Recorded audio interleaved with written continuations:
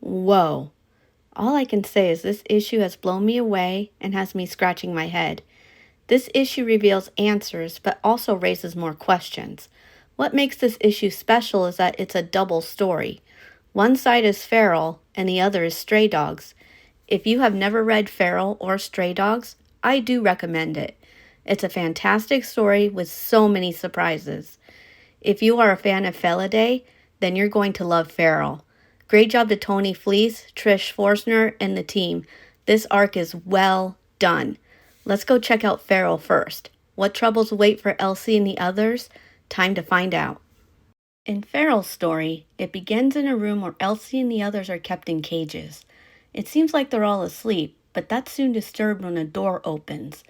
A red light shines over Leland, a sign that something bad is about to happen. Two people enter and take him away. He wakes up freaking out and asks, "What's happening?" The other cats wake up to see Leland get taken away. Elsie and the others are confused, unsure of what's happened to Leland. Elsie begins to freak out, claiming the people are going to kill Leland, just like they killed Jonas and Lucky. As I keep wondering what's going to happen to Leland, a cat speaks up saying he's being taken to testing. Her name is Willow, and she explains that she and the other cats have been tested on. I don't know about you, but the orange cat Willow called 317 reminds me of Pascal from Felidae. After a brief introduction, Willow starts explaining what's happening to Leland and the testing. In the next panel, we see Leland being wheeled into a room that was once a science class. While the people are communicating, poor Leland is scared to death. He is held down and injected with a vaccine. Willow explains that the vaccine starts with a pinch, then a burst of cold, following a burst of warmth. She then states that the people wait to see if you pass the test or not. Poor Lord is confused, still not understanding what tests are. The people return and put Leland back. He's curled up, not facing anyone. Elsie and Lord try to communicate with Leland, but he remains silent. Elsie keeps trying to talk to Leland. He begins making sounds until he reveals that he's been turned into bad kind. Leland begins attacking Elsie's cage. He crashes and bangs against it. He starts reaching his paws through Elsie's cage. Lord is freaking out, telling Elsie to run. Thankfully, one of the people grabbed Leland's cage and pulled it away. Elsie is safe, for now. That familiar-looking man holds Elsie, making sure she's okay. Please tell me that's not who I think it is. This is the end of chapter 22. Whoa, my suspicions were correct. CDC is experimenting on the animals and causing them to turn into bad kind. Now I know that the people are trying to find a cure for the rabies outbreak. Some of these people do have good intentions, but there are also bad people in the CDC doing experimentations by putting animals down and taking them apart. I bet you anything that CDC caused this rabies outbreak. It was done on purpose. Whatever they were doing with experimentation before, their plan worked too well.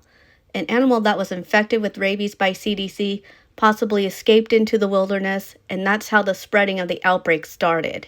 Now let's get into Stray Dog's side of the story. What troubles await Sophie and the others? Time to find out. In Stray Dog's story, it begins showing the middle school hallway. On the door, it reads Canine Holding Room and states that some of the dogs may be infected. The door opens, and just like in Feral, the red light shines on a dog. He wakes up to see people approaching him. They call him Alfie. We see poor Alfie being taken away. In the cages, we see Rusty, Sophie, Killer, Aldo, and Imogene. Rusty states, "There goes another one." Sophie turns to Rusty, asking what he meant. He claims Alfie will never be seen again. Rusty then claims he had seen Sophie somewhere before. Sophie doesn't remember and is having a hard time remembering. She asks for his name. Rusty reintroduces himself and Sophie claims her name is Trudy. Aldo speaks up, claiming that's not her name. Killer then speaks up stating that she knows her own name, but Aldo insists that Trudy isn't her real name. Well, he's right. Trudy's real name is Sophie. It changed to Trudy when she was adopted by new owners. Anyways, Sophie keeps asking about Alfie.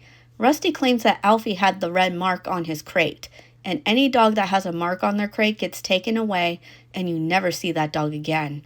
Rusty points to Moosh's crate, showing Sophie that Moosh had the mark. Their attention is soon drawn to Ghost. He's trying to help Moosh escape. Aldo assumes that they're friends, but Killer states that cats and dogs can never be friends. He tries to get Ghost's attention, not knowing that Ghost is deaf. Rusty then states, "You know that cat can't understand you." I will come back to this part later. What Rusty said really made me think. Rusty and the other dogs keep trying to get Ghost's attention. Their barking seems to draw attention to the people. Ghost looks over to see people coming. They thankfully don't see Ghost while they're communicating with each other. One of the men seems on edge, not wanting to complete a certain task. The other man seems more forceful. The one in the lab coat tells the other man that whatever his problem is, he needs to knock it off. He also states that the virus is still spreading and everything is getting worse. The man in the lab coat wants everyone to be focused and on task. He also brings up about a man that was put on leave due to getting injured from the cats and dogs. This is most likely referring to what happened at Pet City when Moosh bit that man. The man in the lab coat gives the other man a warning, telling him to straighten up. He also claims that this warning is also from the higher-ups. Now Sophie's attention is drawn to the man. She claims that she remembers him. It's the man from Stray Dogs. Wait, what?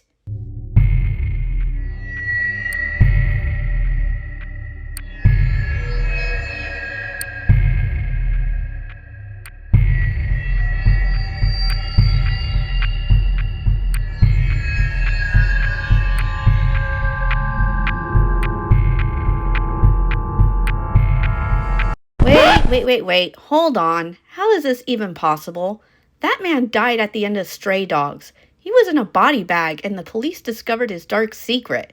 Does this mean Earl's death was for nothing? How does this make any sense? I'm very confused about this. We'll talk about this later.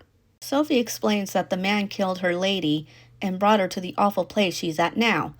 Aldo claims that's not what happened and that he and Killer were turned in and a truck brought them to the place they're in now. Rusty states that Sophie is confused, but she claims that the people are going to kill all of them. A voice suddenly speaks up saying Sophie is telling the truth. The last page shows Moosh, and he speaks. He claims that the people killed his owner as well. The story ends here, for now. Now I want to go back to what Rusty said. He claims cats don't understand dogs.